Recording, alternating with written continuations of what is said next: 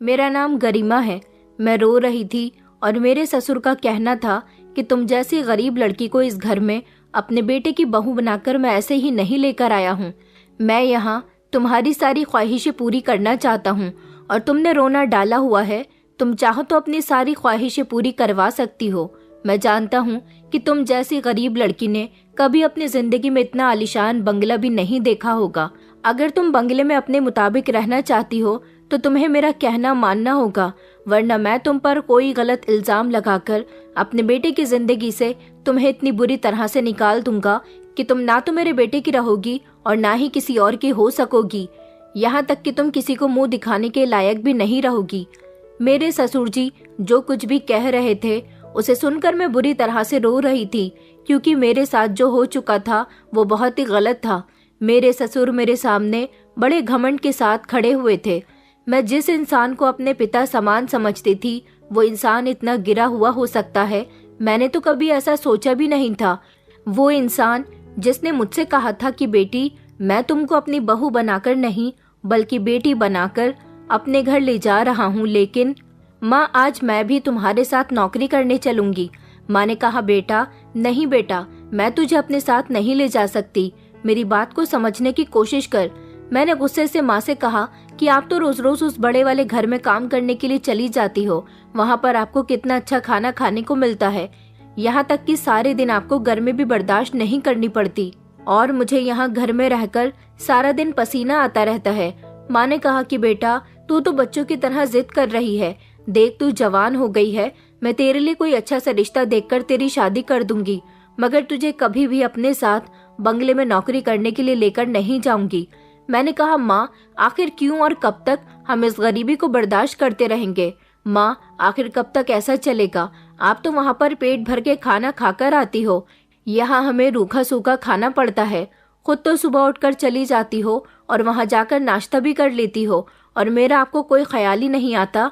मैंने गुस्से में घर के बर्तनों को पटक दिया। मैं हर रोज ये रूखा सूखा खाना खाकर तंग आ गई हूँ। आपको तो मेरी कोई परवाह ही नहीं है। खुद बंगले में जाकर सुकून से रहती हो और मुझे यहाँ इस हाल में छोड़ देती हो। मेरी माँ ने मेरी कही हुई बातों पर सर झुका लिया था, जैसे उनके पास मेरे किसी भी सवाल का जवाब ही नहीं हो। उन्होंने कहा कि बेटा, तुम तो जानती हो कि मुझे भी नौकरी करने का कोई शौक नहीं है, मगर मजबूरी की वजह से नौकरी करती हूँ। जब से तुम्हारे पिता की मौत हुई है तब से हमारे घर के हालात बहुत खराब हो गए। ऊपर से तुम्हारा भाई भी न जाने कहाँ चला गया है। दरअसल मेरा एक छोटा भाई था जो मुझसे सिर्फ 3 साल छोटा था। उसका नाम था अभय। माँ को लगता था कि अभय हमारा सहारा बनेगा।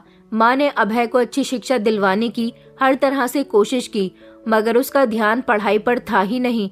उसने तो मोहल्ले के जवान और बिगड़े हुए लड़कों को अपना दोस्त बना लिया था, जो ना तो खुद कोई काम करते थे और ना ही उसे कुछ करने दिया करते थे। माँ चाहती थी कि वो कहीं पर नौकरी करने लग जाए, लेकिन उसे अपनी माँ की मजबूरी और घर के हालात दिखाई ही नहीं देते थे। हम लोग उससे बहुत मना करते थे कि वो मोहल्ले के बिगड़े हुए लड़कों का साथ छोड़ दे, मगर वो किसी की बात मानता ही नहीं था।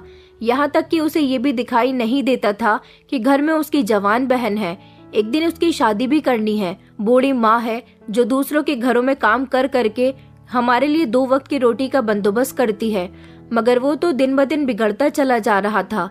यहाँ तक कि अगर हम उसे कुछ कहते तो वो हमसे भी बदतमीजी पर उतर आता था। अपनी मर्जी से घर के अंदर दाखिल होता और अपनी मर्जी से ही घर के बाहर जाता था। उसका जो मन करता वो करने लगा था और हमने देखा था कि उसके पास पैसे भी रहते थे। माँ ने उसके पास पैसे देखकर कई बार उससे कहा था कि ये पैसे तुम्हारे पास कहाँ से आए, और अगर आए हैं तो तुम्हारे पास क्या कर रहे हैं? तुमने ये पैसे मुझे क्यों नहीं दिए? तुम जानते हो कि मैं बीमार हो गई हूँ और ऐसी हालत में भी लोगों के घरों में काम करती हूँ। तुम्हें मेरी और अपनी बहन की कोई परवाह नहीं है। इस बात पर वो माँ के साथ बदतमीजी करने पर उतर आता था। अभय ने हमें बहुत परेशान कर दिया था। उसकी वजह से हमें लोगों से शर्मिंदगी का सामना करना पड़ता था, क्योंकि लोग मेरी माँ को कैरेक्टरलेस कहते थे कि घर में जवान बेटा है, उसको बिगाड़ दिया और खुद बन सवर कर नौकरी करने के लिए जाती है। लेकिन ऐसा कुछ भी नहीं था। मैं चाहती थी कि मैं भी बंगले में जाकर माँ के साथ नौकरी किया करूं, क्योंकि मैं सारा दिन घर में अकेली होती थी और यहाँ सारा दिन गर्मी में सड़ती रहती थी। मुझे पता था कि मेरी माँ बहुत बड़े बंगले में नौकरी करती है। मेरा भी मन करता था कि मैं वहाँ जाऊँ, भले ही वहाँ जाकर मैं अपनी माँ के साथ काम करवा लूंगी, लेकिन अपने घर में भूखे प्यासे रहने से तो बेहतर है। और बंगले में कुछ न कुछ खाने को भी मिलता रहेगा, क्योंकि मेरी माँ जिस बंगले में नौकरी करती थी वहाँ पर उनका ध्यान रखने वाली कोई औरत नहीं थी और ज्यादातर बंगले के मालिक घर से बाहर रहते थे। वो एक उम्रदार बिजनेसमैन आदमी थे। उनका एक जवान बेटा था, लेकिन वो ज्यादातर बीमार रहता था। उसको कोई बड़ी बीमारी थी जिसकी वजह से उसकी शादी नहीं हो पा रही थी, इसलिए वो ज्यादातर अपने कमरे में होता था और उसकी देखभाल के लिए मालिक ने घर में ढेर सारे नौकर रखे हुए थे। मालिक के गैर मौजूदगी में सारे नौकर अपनी मर्जी के मुताबिक काम किया करते थे। मेरी माँ मालिक की बहुत तारीफ किया करती थी और कहती थी कि मालिक एक बहुत अच्छा इंसान है, उनके घर में हम बेफिक्री से काम करते रहते हैं। कभी भी मालिक ने हमारे काम में रुकावट पैदा नहीं की और हमारा किया हुआ काम मालिक को पसंद भी आता है। और तो और मालिक नौकरों की इतनी ज्यादा इज्जत किया करता था कि उसने अपने सारे ही नौकरों से कह दिया था, तुम लोगों को घर में कुछ भी खाने पीने की जरूरत हुआ करे तो तुम किचन से निकाल कर खा लिया करो। मालिक के यहाँ नौकरी करने से मेरी माँ को पैसे भी महीने की पहली तारीख पर मिल जाते थे, मगर मैं चाहती थी कि मैं भी अपनी माँ के साथ जाकर बंगले में काम करूँ। कभी मालिक तो वहाँ होते ही नहीं है और उनका बेटा कमरे से बाहर ही नहीं निकलता, तो मेरी माँ को चाहिए कि वो मुझे अपने साथ वहाँ पर ले जाए ताकि मैं गर्मी से भी बची रहूं। उनका काम में हाथ भी बटा दूं और मुझे पेट भर के खाना भी मिल जाया करे। लेकिन माँ ने तो रट लगाई हुई थी कि मैं तुम्हें अपने साथ नहीं लेकर जाऊंगी। माँ को इस बात से डर था कि जिस तरह से लोग मेरी माँ पर गलत इल्जाम लगाया करते थे, उनकी मजबूरी किसी को दिखाई नहीं देती थी, इसी तरह से लोग उनकी जवान बेटी पर भी इल्जाम लगाया करेंगे। मेरी माँ अपने ऊपर लगे एक एक इल्जाम को खामोशी से बर्दाश्त कर लिया करती थी, क्योंकि वो जानती थी कि जिस औरत का पति नहीं होता और वो अपने घर को अकेले ही संभाल रही होती है, उस औरत को दुनिया बुरा भला तो कहती ही है, साथ ही साथ उसके कामों में रुकावट भी पैदा करती है। मेरी माँ जानती थी कि उनकी बेटी बहुत भोली है, सीधी सादी है, इसलिए वो कभी भी अपनी बेटी को लोगों की बातों का निशाना नहीं बनने दे सकती थी कि जिस तरह लोग मेरी माँ को कहते थे कि जवान बेटा होते हुए नौकरी करने के लिए जा रही है, वही लोग मेरी नौकरी करने पर कहेंगे कि खुद तो जाती ही है, जवान बेटी को भी अपने साथ नौकरी पर लेकर जाती है और बेटे को इसने आवारागर्दी करने के लिए छोड़ दिया है। हालांकि मेरी माँ अभय को हर तरह से रोकने की कोशिश करती थी, लेकिन अभय माँ के हाथ से निकल चुका था। वो अपनी मन मर्जी करता था। माँ अपने बच्चों को समझा सकती है, डांट सकती है, मार सकती है, लेकिन उनकी जान तो नहीं ले सकती ना। माँ ने मेरे भाई को सुधारने के लिए हर तरह की कोशिशों को अपना लिया था। अब जब वो सुधरने के लिए तैयार ही नहीं था तो फिर मेरी माँ क्या करती। फिर धीरे धीरे वक्त गुजरता गया। मेरी लाख जिद करने पर भी माँ मुझे अपने साथ बंगले में नौकरी करने के लिए लेकर नहीं गई। फिर वो दिन आया जब हमारी एक बहुत बड़ी मजबूरी आने वाली थी। वो ये थी कि मेरी माँ पहले से ही बीमार रहती थी, लेकिन अब और ज्यादा रहने लगी थी। हर रोज की तरह एक दिन अभय घर से बाहर था। हमें नहीं पता था कि वो कहाँ जाता है और कहाँ से आता है, मगर अब की बार वो पता नहीं कहाँ चला गया था। रात के 3 बज चुके थे, लेकिन अभय का कोई अता पता नहीं था। मेरी माँ परेशानी की वजह से जाग रही थी और मैं सो रही थी। मुझे नहीं पता था कि अभय घर में दाखिल नहीं हुआ। माँ ने मुझे जगाया और कहने लगी कि बेटी उठ जा, अभी तक तेरा भाई घर में नहीं आया, जरा पड़ोस में जाकर पता तो कर उसके साथ के लड़के अपने घरों में मौजूद है या नहीं। मुझे तसल्ली हो जाएगी कि वो उन लोगों के साथ है। मैंने माँ से झुंझलाते हुए कहा कि माँ, मुझे इस बात से कोई मतलब नहीं, आपका बेटा है, आप ही पता करो। माँ ने कहा कि बेटा ऐसा मत कह, वो तेरा भाई है, जा बेटा जाकर देख लेना कि वो कहाँ गया है। देख रात के 3:30 बज रहे हैं, वो अभी तक घर पर नहीं आया। ऐसा पहले कभी नहीं हुआ था कि अब वह घर पर नहीं आया हो। भले ही उसे घर आने में ज्यादा रात हो जाती थी, लेकिन इतनी ज्यादा कभी नहीं हुई थी। मैंने माँ को ये कहकर तसल्ली दे दी कि वो सुबह तक घर वापस आ जाएगा, अभी सुबह होने का इंतजार करो, और ये कहकर मैं सो गई थी। मगर मेरी माँ अपने बेटे की परेशानी की वजह से सारी रात जागती रही थी। धीरे धीरे दिन भी निकल आया था और अगले दिन के 9 बज गए थे। जब मैं सोकर उठी तो मैंने देखा कि अबे तो घर वापस आया ही नहीं है। अब मैं भी उसके लिए फिक्रमंद होने लगी थी। मैंने माँ से कहा, क्या वो अभी तक घर वापस नहीं आया? माँ कहने लगी कि पता नहीं कहाँ चला गया। बेटा तू जाकर देख कर आ उसके दोस्तों के यहाँ, मुझे तो बहुत फिक्र हो रही है। मैंने माँ को तसल्ली दी और कहा कि वो आ जाएगा, मगर मेरे दिल में भी अब डर था कि ऐसा पहले कभी नहीं हुआ था। वो देर रात तक घर वापस आ जाता था, मगर अगला दिन निकलने से पहले ही, आज तो अगला दिन भी निकल आया था। मैं बहुत परेशान हो गई। मैंने आस पड़ोस के उसके साथ रहने वाले दोस्तों से भी उसके बारे में पूछ लिया। सारे ही दोस्त अपने अपने घरों में मौजूद थे, मगर मेरे भाई के बारे में किसी को भी कुछ पता नहीं था। मुझे अपने भाई को ढूंढते ढूंढते शाम का टाइम हो गया था। न उसकी कोई खबर, न उसके बारे में किसी को कुछ पता था, और न ही हम उसके बारे में कुछ जानते थे। मैं माँ को और ज्यादा परेशान नहीं करना चाहती थी। माँ को बंगले में काम करने के लिए भी जाना था, लेकिन आज उनकी तबीयत खराब हो रही थी। ऊपर से वो अपने बेटे के लिए फिक्रमंद हो रही थी। मैंने अभय को हर तरफ तलाश कर लिया था, मगर अभय का कुछ पता ही नहीं चल सका। फिर मैंने माँ को भी बता दिया, माँ मैंने उसको हर तरफ तलाश कर लिया, वो मुझे कहीं भी नहीं मिल रहा। माँ तो अपने बेटे की फिक्र में जोर जोर से चिल्ला चिल्ला कर रोने लगी कि पता नहीं मेरा बेटा कहाँ चला गया। ऐसा कभी नहीं हुआ कि वो इतने लंबे समय तक घर से बाहर रहा हो। पहले ही वो ज्यादा घर में नहीं रहता था, लेकिन दोनों टाइम का खाना खाने तो वो घर में ही आता था। मगर लाख कोशिशों के बावजूद भी उस दिन के बाद अभय का कोई पता नहीं चल सका, और ना ही वो खुद कभी घर वापस आया था। मेरी माँ जो पहले बीमार रहती थी, अब अपने बेटे की फिक्र में इतनी ज्यादा बीमार रहने लगी थी कि बिस्तर से लग गई थी, और मेरे पास उनके इलाज के पैसे भी नहीं थे, और ना ही अपना पेट भरने के लिए कुछ था। एक रात माँ की तबीयत बहुत ज्यादा खराब हो गई। माँ को रुक रुक कर सांस आ रही थी, और उनकी ऐसी हालत देखकर मैं बहुत घबरा गई थी। मैं जल्दी से माँ को डॉक्टर के पास लेकर गई, तो वहाँ रिसेप्शन पर ही मुझे रोक लिया गया, और उन लोगों ने कहा कि सबसे पहले डॉक्टर की फीस के पैसे दो, उसके बाद ही डॉक्टर साहब तुम्हारी माँ का चेकअप करेंगे। मैंने उन लोगों के आगे हाथ जोड़े और कहा कि प्लीज मेरी माँ का इलाज कर दीजिए। मेरे पास पैसों का कोई बंदोबस्त नहीं है। मैं और मेरी माँ अकेले हैं और बहुत ही गरीब हैं। मगर मेरी बात वहाँ सुनने वाला कोई भी नहीं था। वहाँ के लोगों ने मुझसे यही कहा कि तुम अपने किसी रिश्तेदार से या दोस्त से या फिर पास पड़ोसी से पैसे उधार लेकर डॉक्टर की फीस जमा कर दो, इससे तुम्हारी माँ का ट्रीटमेंट हो जाएगा। लेकिन मैं जानती थी कि हमारी कोई मदद नहीं करेगा। हम आज के गरीब तो नहीं थे, रिश्तेदार हमारा कोई था नहीं, पड़ोसी हमसे कोई संबंध रखना नहीं चाहते थे। मैं बहुत परेशान हो गई। मेरा दिमाग चारों तरफ को घूम रहा था कि आखिर कौन ऐसा इंसान है जो मेरी माँ की मदद कर सकता है। फिर अचानक मेरे दिमाग में एक धमाका हुआ और मुझे याद आया कि मेरी माँ जिस बंगले में नौकरी करती थी, वहाँ के मालिक तो बहुत अच्छे इंसान हैं। क्यों ना मुझे उनके पास मदद के लिए जाना चाहिए। मेरी माँ उनके घर की पुरानी नौकरानी है, वो जरूर मेरी माँ का इलाज करवा देंगे। मैंने अस्पताल के लोगों से रिक्वेस्ट की और कहा कि इतने आप लोग मेरी माँ को भर्ती करो, मैं 1 घंटे के बाद पैसों का बंदोबस्त कर लूंगी, आप लोगों को पैसे पक्का लाकर दे दूंगी। मगर कोई भी मेरी बात का यकीन नहीं कर रहा था।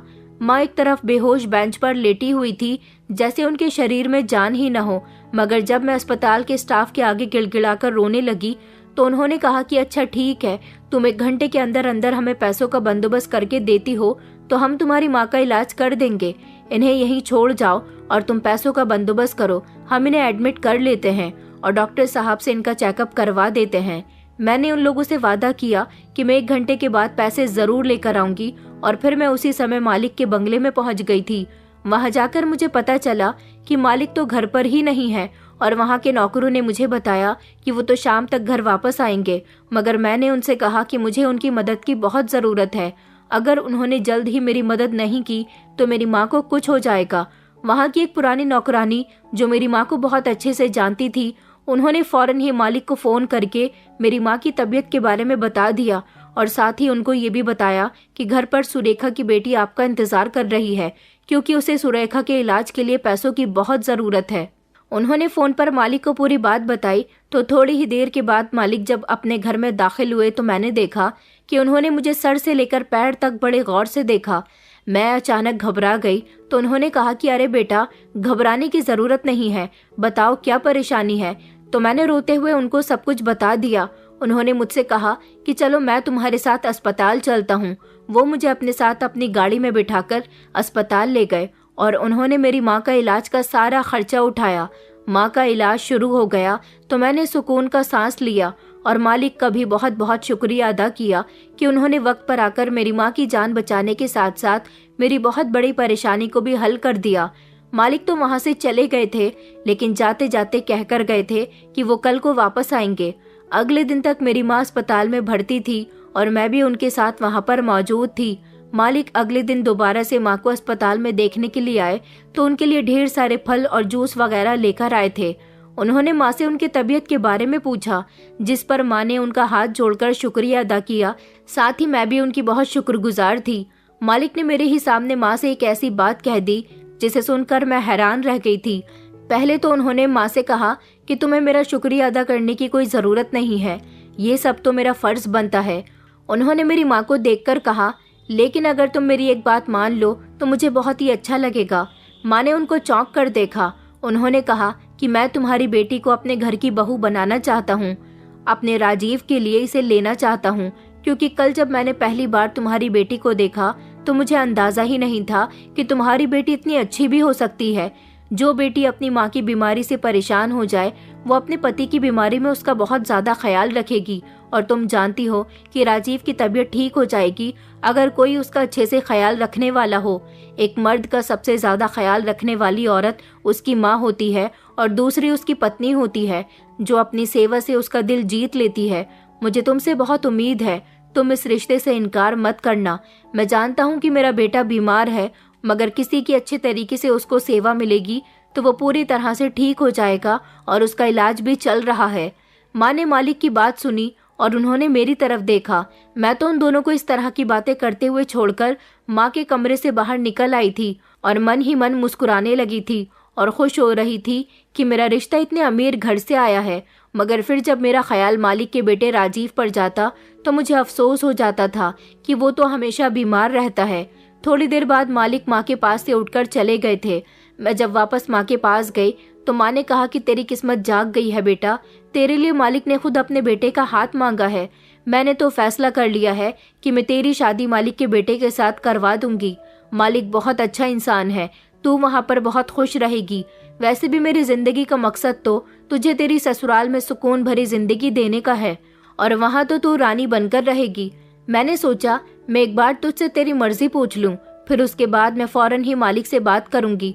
मैंने माँ से कहा, माँ ये बात ठीक है, लेकिन उनका बेटा तो ज्यादातर बीमार रहता है ना। माँ कहने लगी, तो उससे क्या हुआ, तू अपने पति की खूब सेवा करना, वो ठीक हो जाएगा। मालिक अपने बेटे से बहुत प्यार करते हैं, अपनी जान से भी ज्यादा। माँ की बात सुनकर मैं खुश हो गई थी और मैंने माँ से इस रिश्ते के लिए हाँ कर दी थी। माँ ने भी मालिक से अगले दिन कह दिया था कि वो अपनी बेटी की उनके बेटे के साथ शादी करने के लिए तैयार है। मालिक तो बहुत खुश हुए थे और उन्होंने माँ से कहा था कि अब तुम हमारी रिश्तेदार हो गई हो, इसलिए तुम्हें हमारे बंगले में नौकरी करने की कोई ज़रूरत नहीं है, बल्कि मैं तुम्हें एक अच्छा सा घर दिलवा दूंगा जहाँ पर तुम आराम से रहोगी, और साथ ही वहाँ पर तुम्हारे लिए सारी ज़रूरत का सामान भी रहेगा और तुम्हारी सेवा के लिए एक नौकरानी भी रख दी जाएगी। माँ तो बहुत खुश हुई थी। हालांकि उन्होंने मालिक से मना किया था कि इसकी कोई ज़रूरत नहीं है, लेकिन मालिक ने कहा कि तुम अपनी सबसे कीमती चीज़ मुझे दे रही हो, तुम्हारी बेटी हमारे घर आ जाएगी तो फिर तुम्हारा ख्याल रखने वाला कोई भी नहीं होगा, इसलिए मैं ये सब कुछ कर रहा हूँ। मैं ऊपर वाले का शुक्रिया अदा कर रही थी कि सच में मालिक बहुत अच्छा इंसान है, जो कि अब मेरे ससुर जी बनने वाले हैं।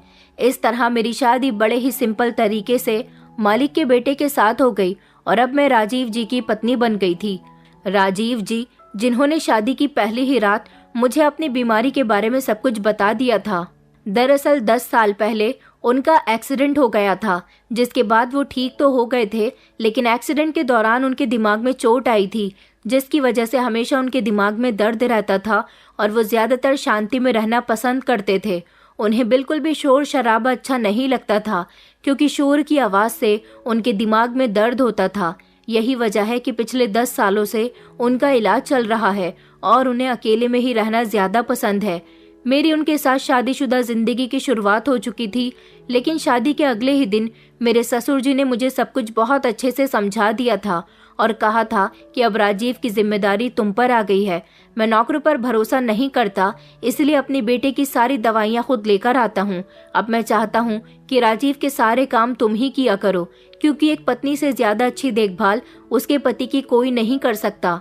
बेटा, मैं तो काम में ज्यादा बिजी रहता हूँ, इसलिए अब मैं राजीव की सारी रिपोर्ट्स और उसकी दवाइयों का पर्चा भी तुम्हें दे रहा हूँ। राजीव की दवाइयाँ खत्म हो गई हैं, आज ही जाकर उसके लिए दवाइयाँ ले आना। मैंने अपने ससुर जी की बात को बहुत अच्छे से समझ लिया था।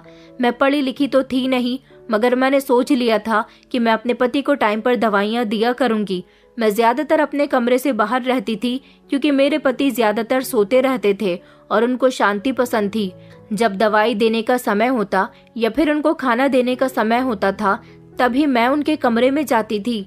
मेरे ससुराल में मेरी जिंदगी बहुत अच्छे से गुजर रही थी।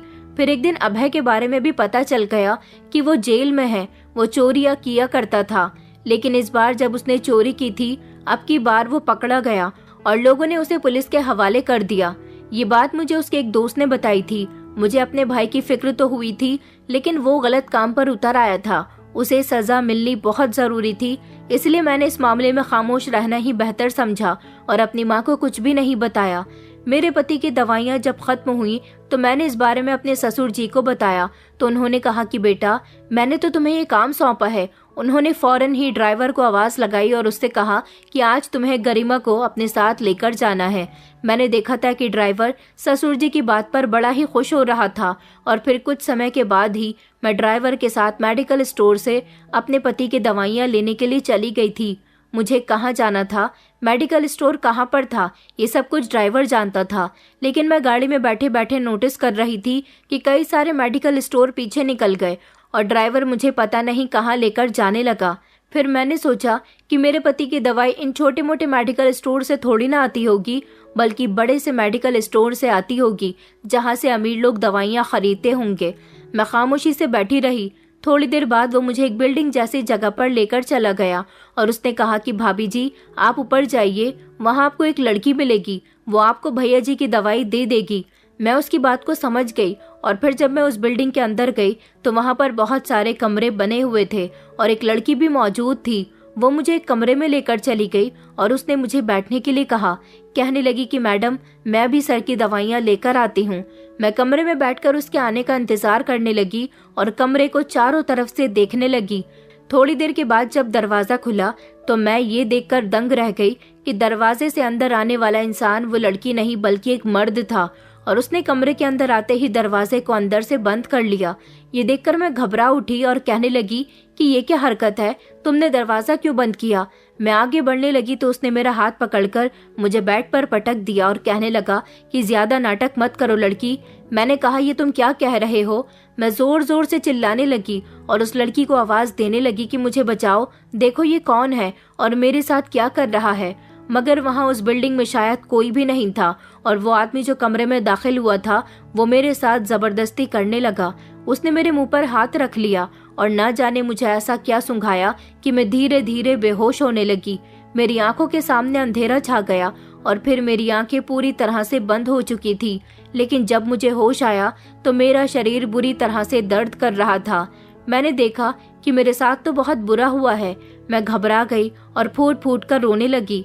मैं वहां से भागने के लिए जैसे ही दरवाजे तक पहुंची तो मैंने देखा कि वो मेरे ससुर जी थे। उन्होंने अपनी कमर पर दोनों हाथ रखे और मेरी हालत देखकर हंसने लगे।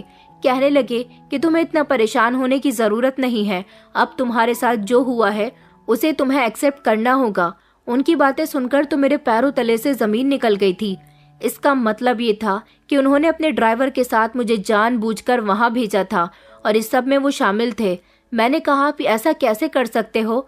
तो कहने लगे कि देखो, अगर तुम्हें अमीरों जैसी जिंदगी जीनी है, अपनी माँ को भी सुकून भरी जिंदगी जीते हुए देखना है, तो ये सब कुछ करना पड़ेगा।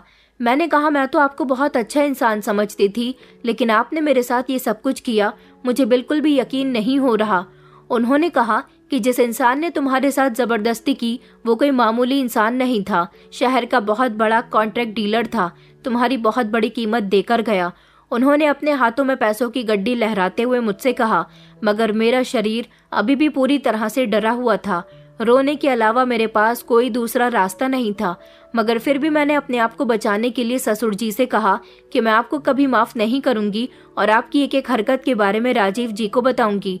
उन्होंने फौरन ही मेरे पास आकर मेरी गर्दन को अपने हाथों से दबाया और कहने लगे, अगर तुमने राजीव को बताने की कोशिश की तो तुम्हारे साथ अच्छा नहीं होगा। वही लड़की जो मुझे इस कमरे में लेकर आई थी वो उनके जस्ट पीछे ही खड़ी हुई थी।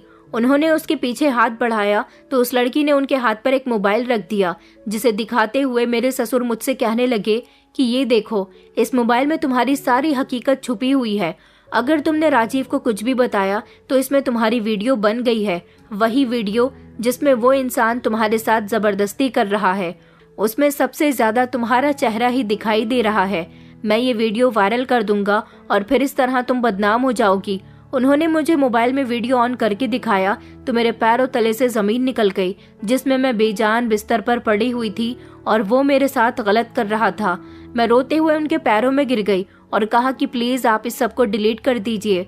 उन्होंने कहा कि ऐसा नहीं होगा, जब जब मैं तुम्हें यहाँ भेजूंगा तुम्हें मेरे कहने पर आना होगा। मैंने कहा, लेकिन मैं आपके बेटे की पत्नी हूँ, आप मेरे साथ ऐसा कैसे कर सकते हो? उन्होंने कहा कि तुम जैसी गरीब लड़की कभी भी मेरे बेटे की पत्नी नहीं बन सकती। ये बात ठीक है कि मैं गरीबों की मदद करता हूँ, लेकिन जब मैंने तुम्हें देखा तो तुम पर मेरी नीयत खराब हो गई थी और मैंने सोचा कि क्यों ना तुम्हें अपने घर की बहू बना लिया जाए, फिर इस तरह तुमसे अपना काम निकलवाना मेरे लिए बहुत आसान हो जाएगा। ये कहकर मालिक जोर जोर से हंसने लगा और वो लड़की भी, मगर मैं फूट फूट कर रो रही थी। इसका मतलब ये था कि उन्होंने अपने बेटे की शादी मेरे साथ करवाई तो जरूर थी, लेकिन मुझे अपने बेटे की पत्नी नहीं बनाया था, बल्कि अपने लिए पैसे कमाने का जरिया बना लिया था। मैं ये सब करने के लिए तैयार नहीं थी, मगर मेरे ससुर मेरी वीडियो वायरल कर देते, इसलिए मजबूर होकर हर बार जब जब मेरे ससुर मुझे उस बिल्डिंग में भेजने को कहते, मुझे जाना पड़ता था। अब ये सब मुझे हर रात करना पड़ता था। मैं अपनी इज्जत नीलाम करवा रही थी और ये सब कुछ मैं बहुत बड़ी मजबूरी में कर रही थी। मालिक ने मुझसे मेरी माँ का मिलना जुलना भी बंद करवा दिया था और मुझे कहा था कि मेरे बेटे के साथ भी तुम्हें कम समय बिताना है। मैं अपने पति को ठीक करने में जी जान लगा रही थी और मैंने देखा था कि मेरे पति धीरे धीरे ठीक भी होने लगे हैं, लेकिन मालिक ने मुझे तोड़कर रख दिया है। मेरा दिन मेरे पति के साथ गुजरता था और रात मालिक के अलग अलग कस्टमर के साथ। मैं चाहकर भी अपने पति को कुछ नहीं बता पा रही थी। मेरे चेहरे की हंसी तो गायब हो गई थी, मेरी आंखों में हमेशा आंसू रहते थे। मैं चाहती थी कि अपने पति को ये सब कुछ बता दूं, लेकिन फिर मुझे मेरे ससुर जी की ब्लैकमेलिंग याद आ जाती थी, जिससे वो मुझे हमेशा ब्लैकमेल करते रहते थे। मैं दिन ब दिन कमजोर होती जा रही थी। मेरे पति को भले ही शांति पसंद थी, लेकिन सबसे ज्यादा उन्हें मेरा साथ पसंद आने लगा था। वो रात को मुझसे कहते थे कि तुम कहाँ चली जाती हो, तो मैं ये कहकर उनसे अपनी जान छुड़ा लिया करती थी कि आपको ही तो शांति पसंद है, इसलिए दूसरे वाले कमरे में जाकर सो जाती हूँ। मगर उन्हें क्या पता था कि उनकी पत्नी के साथ क्या क्या हो रहा है। मैं अपने ससुर जी से हर बार यही कहती थी कि मुझे ये काम नहीं करना, मगर उनकी ब्लैकमेलिंग हर बार मुझे डरा दिया करती थी। मुझे याद आता था कि अगर मेरा वीडियो वायरल हो गया तो लोग मेरी माँ और मुझे पहले से भी ज्यादा बुरा समझने लगेंगे। हालांकि हम दोनों माँ बेटी बुरी नहीं थे। और फिर यही सब कुछ चलता रहा और मेरी शादी को 3 महीने हो गए और इन 3 महीनों में एक दिन भी मेरी खुशी का नहीं गुजरा था। मैं बहुत उदास रहती थी और मेरा पति मुझसे मेरी उदासी की वजह पूछता रहता था और वो चाहता था कि मैं ज्यादा से ज्यादा उसके साथ वक्त गुजारा करूं, क्योंकि उसे अपने पिता की पसंद पर गर्व महसूस होता था कि जिस दिन से उनके पिता ने मुझे उनकी जिंदगी में शामिल किया है तब से ही उनकी तबीयत में सुधार आने लगा है। लेकिन मैं उन्हें क्या बताती कि उनका इतना अच्छा दिखने वाला पिता हकीकत में कैसा है, ये तो मैं ही जानती हूँ। वो ये काम अपने नौकरों की मौजूदगी में अपने घर में नहीं करवा सकते थे, इसलिए उन्होंने मुझसे ये काम अपने ऑफिस की बिल्डिंग में करवाया था। मैं ही नहीं बल्कि उनके कांटेक्ट में बहुत सारी ऐसी लड़कियां थीं जो मजबूरी की वजह से रात के समय उनके ऑफिस की बिल्डिंग के कमरों की रौनक बन जाती थी और अपनी इज्जत नीलाम करवाया करती थी। लेकिन मुझे हैरानी इस बात पर होती थी कि एक मुझे इस घर में अपने बेटे की पत्नी बनाकर ले आए और फिर मुझे अपने मकसद के लिए इस्तेमाल करना शुरू किया। पता नहीं मेरी किस्मत में क्या लिखा हुआ था।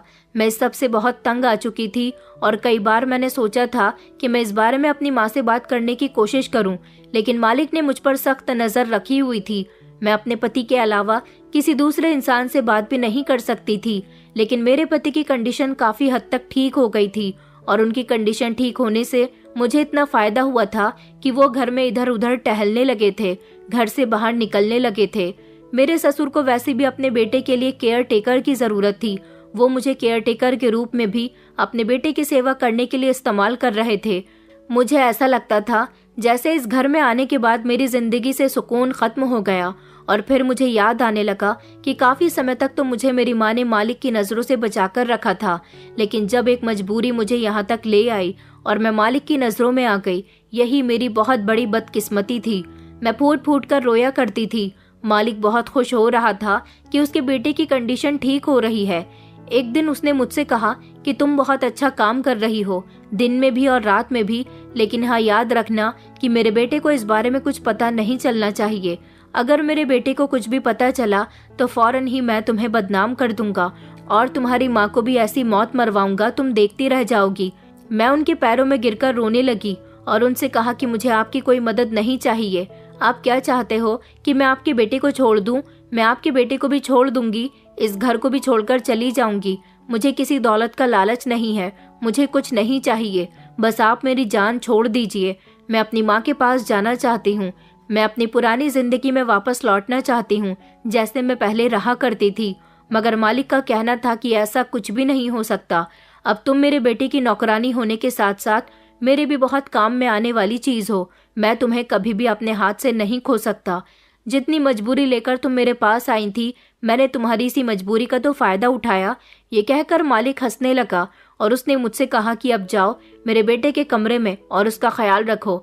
और हाँ, आज रात तैयार रहना, आज रात शहर के एक बहुत बड़े नेता आ रहे हैं। मैंने उनको तुम्हारा फोटो दिखाया तो तुम उनको बहुत पसंद आई हो। तुम्हारी खूबसूरती के चर्चे तो दूर दूर तक फैल गए हैं। अगर तुम अपनी खूबसूरती का फायदा अच्छी तरह से उठाओ तो मैं तुम्हें कहां से कहां पहुंचा दूं, लेकिन तुम्हें अपने टैलेंट की कदर ही नहीं है। ये कहकर मेरे ससुर जी वहां से जा चुके थे। लेकिन मुझे ये सब कुछ बिल्कुल भी अच्छा नहीं लग रहा था। मुझे ऐसी दौलत नहीं चाहिए थी जहां दौलत पाने के चक्कर में मुझे अपने शरीर को दांव पर लगाना पड़े। मैंने अपने आंसू साफ किए और मैं राजीव के कमरे में चली गई थी। आज ना जाने क्यों राजीव में मुझे बहुत ही बड़ा बदलाव नजर आ रहा था। राजीव ने मुझसे कहा कि मुझे ऐसा क्यों लगता है कि तुम बहुत परेशान हो। देखो, अगर तुम्हें कोई परेशानी है तो तुम मुझे बताओ। तुमने मेरा बहुत साथ दिया, तुम मेरी जीवन साथी हो, मैं तुम्हारी मदद करूंगा। लेकिन मैं उनको चाहकर भी कुछ नहीं बता सकती थी। मैं खामोश रही और मुझे रात होने का इंतजार था। रात को तैयार होकर मैं अपना बेजान सा शरीर लेकर गाड़ी में बैठ गई थी। मेरी आंखों में आंसू थे और मैं सोच रही थी कि मैं सब कुछ और बर्दाश्त नहीं कर सकती। मुझे अपनी माँ से मिलना है, मगर मैं जानती हूँ कि मालिक ने मुझ पर सख्त पहरा लगाया हुआ है।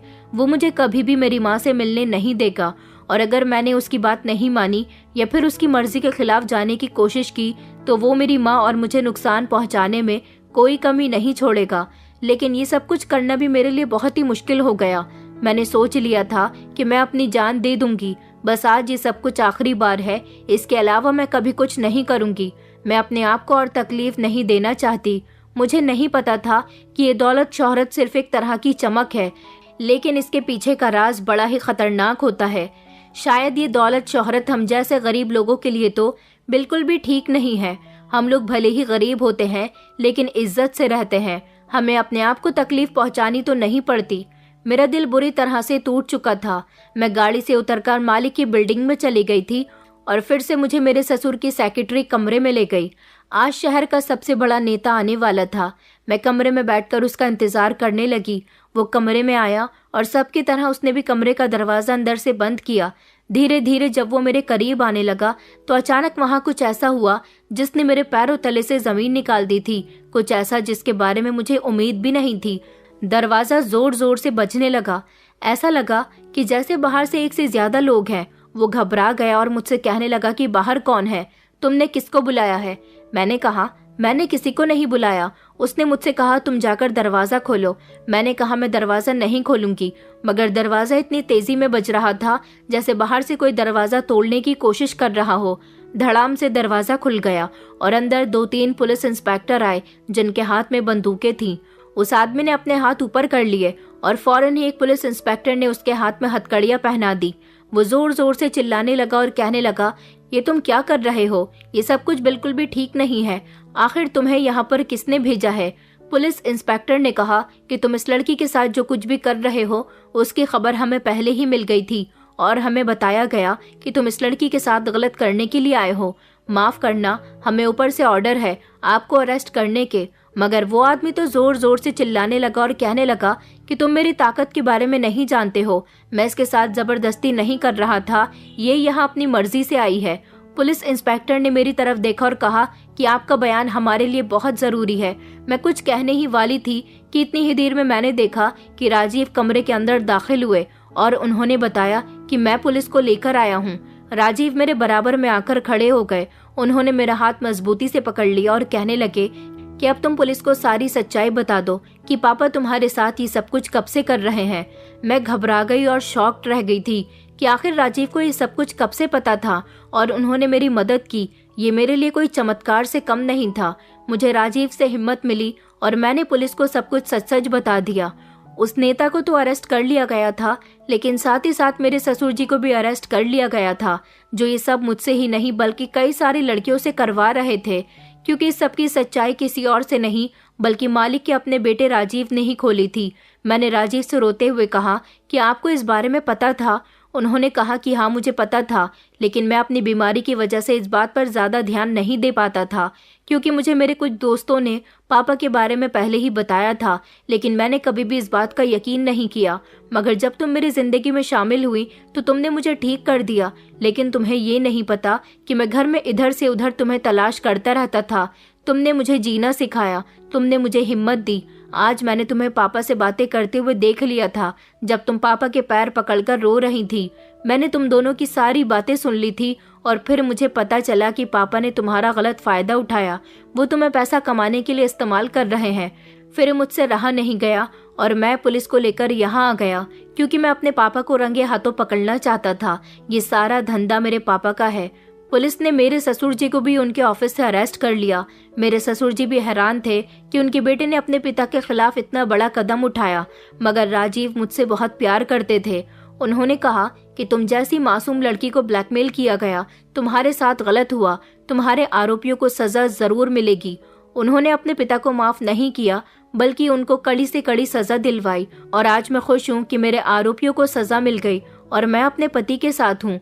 कुछ लोगों को लगता है कि वो जितना चाहे गलत करते रहें, कभी उनकी सच्चाई दुनिया के सामने खुलकर नहीं आएगी, मगर वो लोग ये भूल जाते हैं कि किसी के साथ बुरा करने वाला इंसान कभी भी खुश नहीं रह सकता। उसे उसके किए की सजा जरूर मिलती है। मेरे ससुर ने हर तरह से कोशिश की कि उनका बेटा उन्हें बचा ले, मगर मेरे पति ने अपने पिता को नहीं बचाया। ऊपर वाले की कृपा से मेरे पति की तबीयत पूरी तरह से ठीक हो गई और अब मैं अपने पति के साथ बहुत खुश हूँ। दोस्तों, उम्मीद करती हूँ आपको हमारी कहानी पसंद आई होगी। कहानी पसंद आई है तो वीडियो को लाइक करें, चैनल पर नए हैं तो चैनल को सब्सक्राइब करें और हाँ, नोटिफिकेशन बेल को जरूर दबाएं ताकि अगली अपडेट सबसे पहले आपको मिले।